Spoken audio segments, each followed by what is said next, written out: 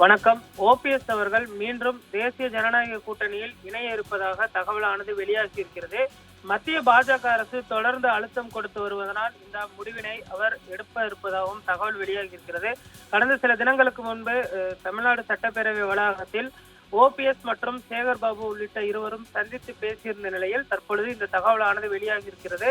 சில தினங்களுக்கு முன்பு அமமுகவின் பொதுச் செயலாளர் டிடிவி தினகரன் அவர்கள் தேசிய ஜனநாயக கூட்டணியில் இணைந்திருக்கக்கூடிய சூழலில் தற்பொழுது ஓபிஎஸ் அவர்களையும் எப்படியாவது இந்த கூட்டணிக்குள் கொண்டு வர வேண்டும் என்று தொடர் முயற்சிகள் மேற்கொள்ளப்பட்டு வருகிறது. டிடிவி தினகரன் அவர்களும் இதே கருத்தை வலியுறுத்தியிருந்தது குறிப்பிடத்தக்கது. ஓபிஎஸ் அவர்கள் தேசிய ஜனநாயக கூட்டணிக்கு வந்தால் நல்லது என்று அவர் தெரிவித்திருந்தார். அதே போன்று ஓபிஎஸ்ஐ பொறுத்தவரை தை மாதம் பிறந்தால் வழி பிறக்கும் என்று தெரிவித்திருந்தார். தற்பொழுது தை பிறந்து 14 நாட்கள் ஆகிவிட்ட நிலையில் தற்போது வரை அவருடைய முடிவு என்ன என்பதை அறிவிக்காமல் தொடர்ந்து காலதாமதம் ஏற்படுத்தி வருகிறார்.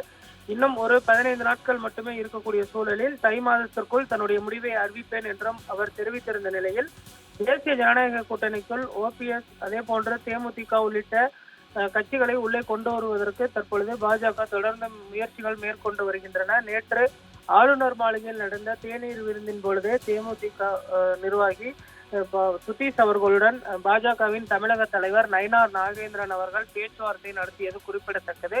தற்பொழுது தேமுதிகவை மட்டுமல்லாது ஓபிஎஸ் அவர்களையும் கூட்டணிக்குள் கொண்டு வர வேண்டும். ஏனென்று சொன்னால் தென் மாவட்டங்களை பொறுத்தவரை டிடிவிற்கு எந்த அளவுக்கு ஒரு செல்வாக்கு இருக்கிறதோ அதே போன்று ஓபிஎஸ் அவர்களுக்கும் இருக்கிறது.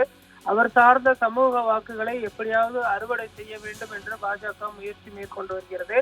இந்த நிலையில் ஓபிஎஸ் அவர்களுடன் தற்பொழுது தனிப்பட்ட முறையில் இந்த பேச்சுவார்த்தையானது துவங்கி நடைபெற்று வருகிறது.